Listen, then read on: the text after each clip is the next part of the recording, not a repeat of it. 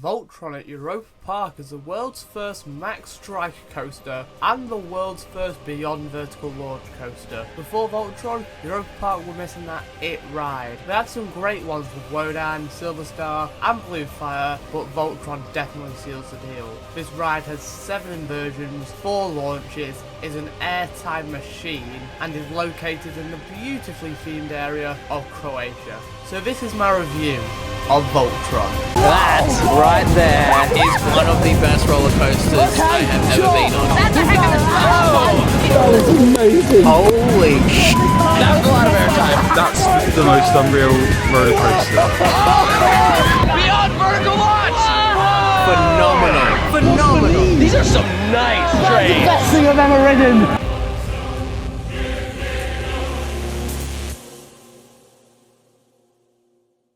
So we start with the immersive area of Croatia, which opened with Voltron in 2024. It has some incredible buildings with all the stone materials and details that Europa Park have put into them. Voltron is also sponsored by the car company Rimac, so unfortunately Europa Park have had to put a Rimac car right into the heart of that area. What's disappointing is that it's just slapped right in the middle of the area. Like, they could have got away with it if they had put it to the side or in a building somewhere, but no, it's right in the middle, which is a real shame. The entrance to Voltron is also stunning, with the huge building, with all the detailed windows. Just the architect of this looks amazing.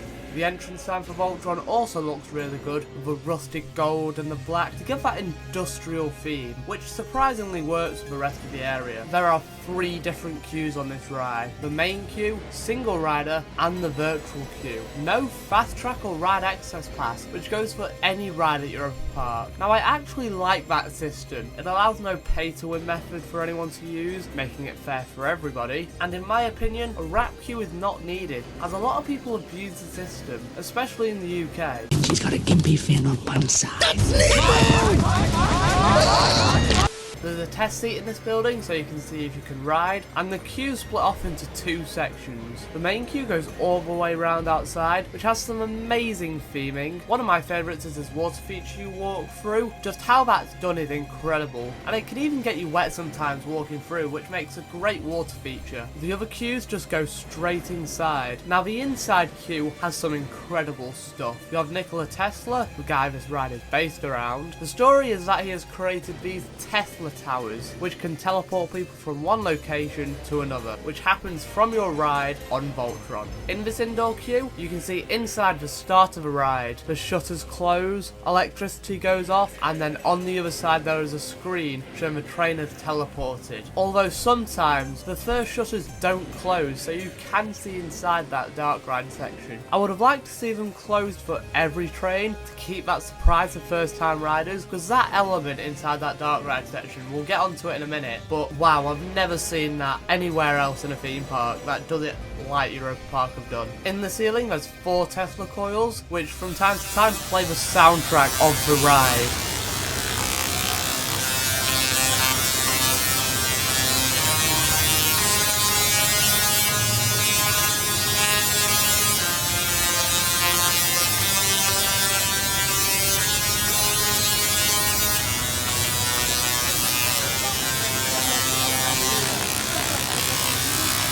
An absolutely incredible effect which captures everyone's interest. There's a plug to show that they're powering the Tesla Tower, which is really interesting. And now we get to the locker system. Voltron has double-sided lockers using a key card, so make sure not to lose this on your ride on Voltron. This is a really good system to make sure that Voltron keeps flowing at the same pace consistently. And there's also multiple size lockers, so if you have a bigger bag, you can still put it in there. There's some staff to make sure you have nothing in your pockets, but chest-mounted cameras are allowed. You go up some stairs and then into the station. On Voltron, the trains never stop. In the station, there's a belt so the trains continue moving through, which increases ride capacity per hour, which is 1,600 riders per hour, getting trained out every 36 seconds, with 7 trains on the track absolutely eating through people. This makes the queuing experience feel not as long because you're constantly moving through that queue. So, you're all locked in, ready for your ride on Voltron. And to start the ride is that dark ride scene. The whole track raises up and vibrates like electricity is going off. Then it starts to bounce up and down. What's the need, you're asking? I don't know, but it is really cool. It's just a great way to start the ride with all the screens around you. The doors then open and up you go through the beyond vertical launch at 105 degrees. Now Mac launches are usually quite disappointing, not on Voltron. This has some good kick to it. Not as much as something like Terran or Stealth, but way better than Icon. So you go up the beyond vertical launch and then just dangle there, upside down, over the entrance of the ride, next to the Tesla Tower, getting some really great hang time. I also like how you can see all over the area of Croatia while you're up here. You get some great views. You then drop down into a barrel roll drop, which is really intense and has some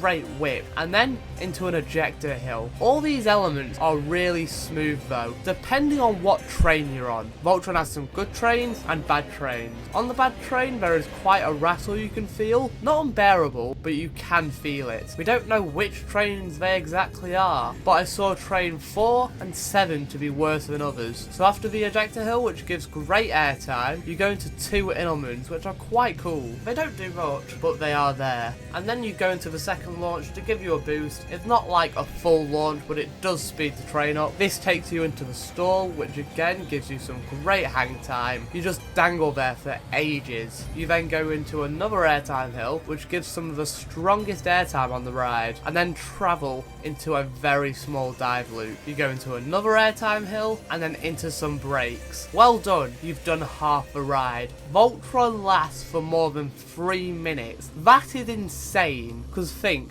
how long are our rides in the UK? No, God! No, God, please, no!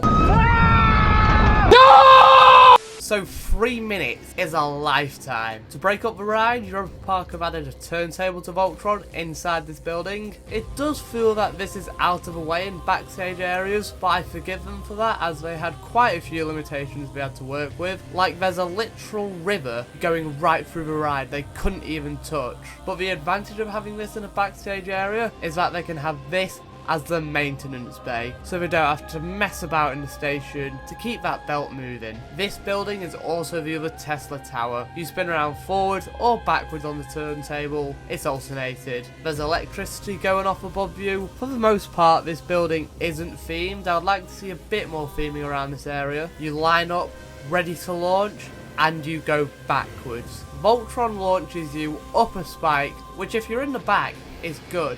But if you're in the front, it's kind of pointless because you get no height from it. Then you come back and launch forward and up on what you could call a top hat, which gives good airtime again. You curve round into another airtime hill, and then what might be the best element on this ride, the wave turn. This thing throws you out to the side while also giving you more airtime if you haven't had enough already. It's one of those moments that you feel like you're gonna fall out. It's absolutely incredible. I couldn't believe it when I first rode Voltron. Then you have an insanely aggressive double up, which again giving you more airtime.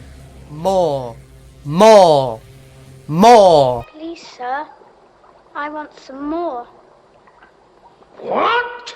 Your thighs feel like they're going to be crushed. It's that much airtime. You go into the only mid-course, if you want to call it that. There are loads of block stations on the ride which you might not have noticed. The second launch, the turntable. This is the only traditional one, and you don't even slow down. And then you go into another great element. You abruptly drop down only a little bit, but you get thrown up because it's so sudden. And then you go into a corkscrew, right into a helix, right round this tower, getting so close to the rock work and the water you could almost touch it. It's also one of the main viewing points of the ride. You can see most of this ride from the plaza, which looks really cool as you have multiple trains going around at the same time, a bit like the Smiler at Alton Towers. You then turn around into another corkscrew, one final airtime hill, and into the brakes. What a ride. I was left absolutely stunned. Like, you just need to look at my reaction to know my thoughts. That's the best thing I've ever ridden! That is insane! Oh my god. Like, so good. The lap bar's open, you go to the other side of your locker to get your stuff, and right back into that queue to go again. Now, I mentioned that some trains have a rattle earlier, and I want to go back to that because that's the only main issue with Voltron. Some trains have it, some trains don't. I hear people say, oh, Voltron is rough, it doesn't feel like a new coaster, oh, I don't like my life. Well, being someone who has ridden Voltron 11 times in all different seats at different times of the day and night, Voltron is not a rough coaster. There is nothing wrong with the track. Most of the trains are fine. The problem is most likely to be with the wheels of the train. And I just mentioned that I've ridden Voltron at night. It is insane at night. The lighting package on this ride is so good. The Tesla towers get all lit up. There's lights on the trains. It's just got so many great elements, which makes an absolutely incredible ride. So for Voltron's final score, of course I'm giving it a 10 out of